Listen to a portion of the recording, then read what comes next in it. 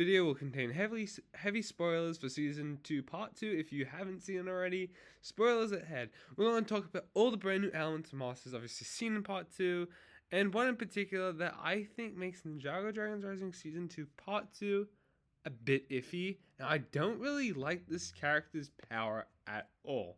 Let us discuss this into more detail. Let's discuss Wyldfyre's heat powers. Okay, I'm gonna be real. I have nothing against Wyldfyre and her power, and a lot of people don't like Wyldfyre's power at all because of the heat. But this is not what today's video is about, because actually, in my opinion, Wyldfyre is a character that does this very well.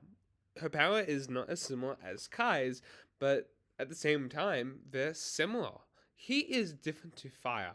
When Kai shoots out a fire burst or he's burning something down, it all turns to ash and smoke. Well, the heat power, in fact, that Wyldfyre uses, melts stuff down, and that is heat. That's what heat does. Now, this was very much discussed in Season 1, and the reason why, obviously, they don't push through it in Season 1 is to give Kai a story arc, and I think that is well done and perfectly meted up in that season. Now, in Season 2, she finds out she's got the heat powers. That's locked down. Season 2, Part 2? God damn, I think the power and her character just grows. Now, a character that we're going to talk about, which I'm going to probably shit on a lot, I do respect this character, won't ever have the same similar arc, because it won't be well done at all. Now, heat can be used in different things, and I have googled a couple of different things. I learned this in science class, and I'm hoping this is where they do take Wyldfyre's character into the future. Now, here it reads this: blue flames are the hottest, followed by white, and we can see Wyldfyre, she sometimes does this. After that, yellow, orange, and red are the common colors you'll see in most fires. It's interesting to note that despite the common use of blue as a cold color and red as a hot color, as they are on taps, for instance, it's opposite for fire. This is what flame is sort of all about, and it's, you know what? This is what the fire is supposed to be. It is what we're supposed to understand. This is what Wyldfyre's intent of her power is entirely. And Ninjago Dragons Rising in the future seasons, it doesn't have to be straight away. In my opinion, she's going to grow as a character first before she can use her power. I think that is a must. This is where Wyldfyre's character is leaning into and going through. Let's talk about a character that I have no clue where he's going next, or even with his power, and why I don't like it at all. Frak. Yeah, he joins the Wolf Warriors, Lord Raza said, as well as Jay. Yeah, they kept these two apart. Now, what is this guy's power? It's Earth, pretty much Earth. He is the elemental master of quakes. Wait. Wild Ninja, wasn't there a weapon for the Master of Earth called the Scythe of... Yes, there was an elemental weapon called for Earth, the Scythe of Quakes. Why do they do this? Now, Cole's power is pretty much, he just opens up either an area that can create Earth, create rocks, but in the past seasons, Lloyd and Cole have been able to make things quake and shake in its path. That is what the Earth, the planet we live on, does. That's what Earth does. When tectonic plates interlock on the Earth, when mountains and structures are moving, what happens in that magma? There's what Cole's power is again. When they all align, it quakes. It shakes. Of course it does. Now, Frak is a great character in my opinion. I definitely can see Frak being an important part of Ninjago Dragons Rising story. Hell yeah. And I do want to get onto this at the end, and it's just something that I'm hoping they do, because this may be the only way they fix it. Now, Frak's power is honestly the worst out of all these. There's a character that has surface tension, and I was listening to one of Tanner Fishy's videos, and literally, like he said, just call it bubbles. To be honest with you, surface tension, I don't even understand what that means. And especially in Elemental Master shooting out bubbles? Come on. I don't get that power, and nor do I get any of these new Elemental Masters powers. At least half of them sound like absolute bogus. Um, it's actually not really much of a complaint. I, I'm not really angry about it itself. It's mainly Frak's power that I'm pretty annoyed about. It's just, I do feel like these new elemental monsters need development, and we didn't get that in that season. And I can see sort of why there was a lot riding on it. But characters such as the new Shade Girl, the Master of Shadow, I would have liked to see, like, for example, maybe Shade's not dead. Shade should have came in and said, I'm being training Lloyd. That's what I've been doing, becoming Master. Having these sort of roll-to-roll ideas could be interesting. Now, of course, I don't think Frak's a bad character entirely. I definitely do think you should have came in a set Lego. I think you should have done your job properly. The reason why I say this is if Frak doesn't come in a set next year, I think honestly they cannot ever redeem his character. The reason being is I can see him in season 3, part 1, being horrible.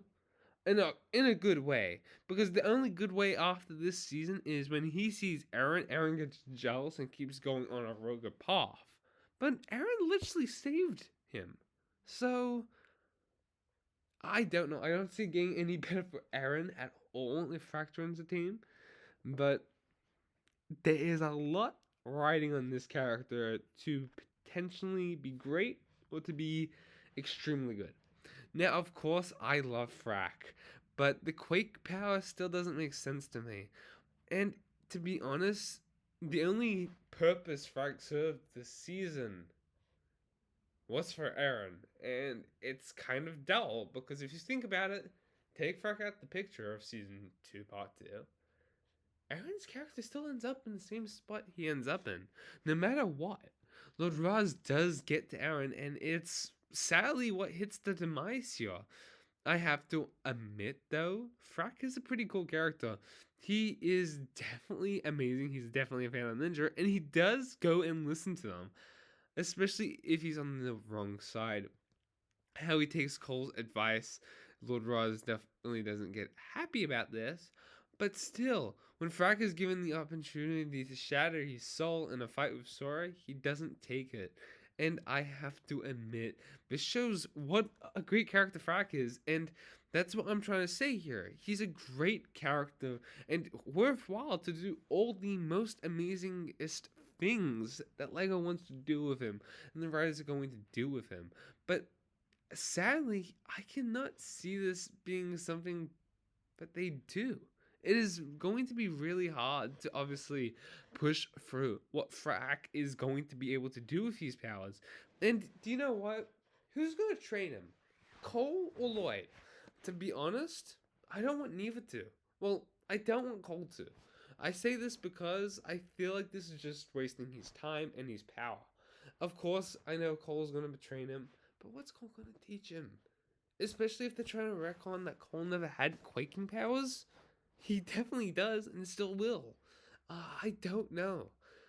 If they do decide to change this, and I really hope they don't, that Cole doesn't have quaking abilities, you've just ruined a whole decade worth of social storytelling.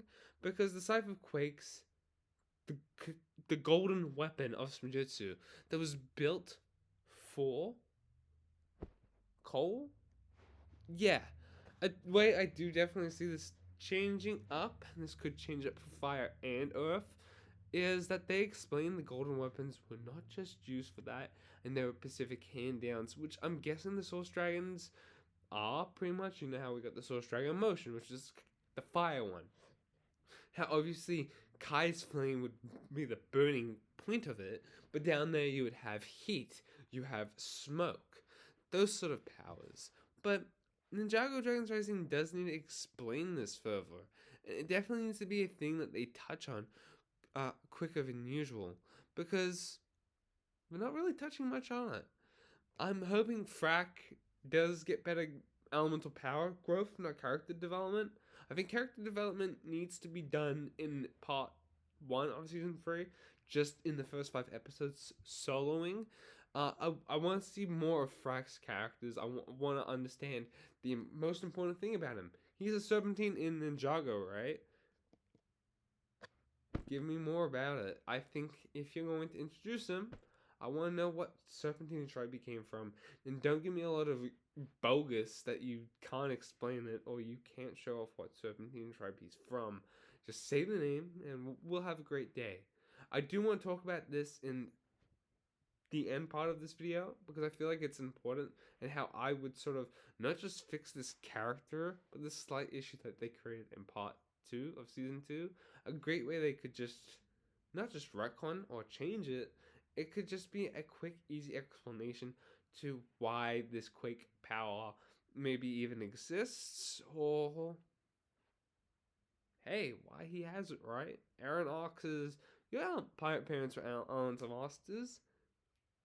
But what about this one? Jago's wiki here, just so we can make sense of a couple of things. Now, I definitely think Frak is from the Constricti tribe. Why I say this is just my opinion. Don't so try overthinking it. I just want to believe this. So I believe this mainly for a couple of reasons. First of all, they had sort of an Earth-like power. Obviously, they were ground breakers. They destroyed the ground and all that sort of stuff. They were Earthbound. I definitely do think if, for example, is it Vitar, the main snake, or what's the main tribe snake? I'm choking. Whatever the main Skeletor, the main snake is called. Sorry, gotta refresh. Hulking Warrior Skeletor is 17 million years ago, being similar to him long after Pythor killed Serpentine. Obviously, this guy's power was more earthly bound.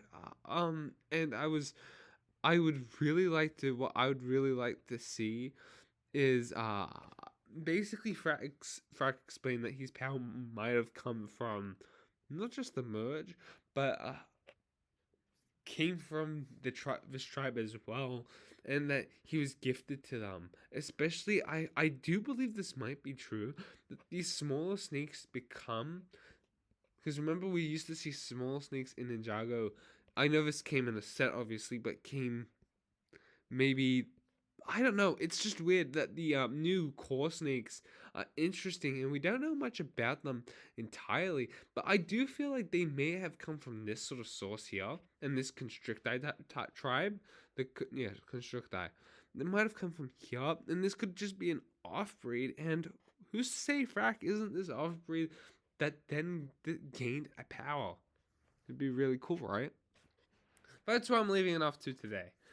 Frak needs to obviously be explored a tad bit more, but I digress. I think Frak's still an amazing character, but again, let me know your thoughts in the comment section down below. Frak definitely needs some character building. There's a lot of missing points here, but let me know obviously your thoughts in the comment section down below. Thank you guys for watching. Peace out. Let me know what you guys think about Frak's character. I like him. I don't like his character. He's elemental power of quake. Peace.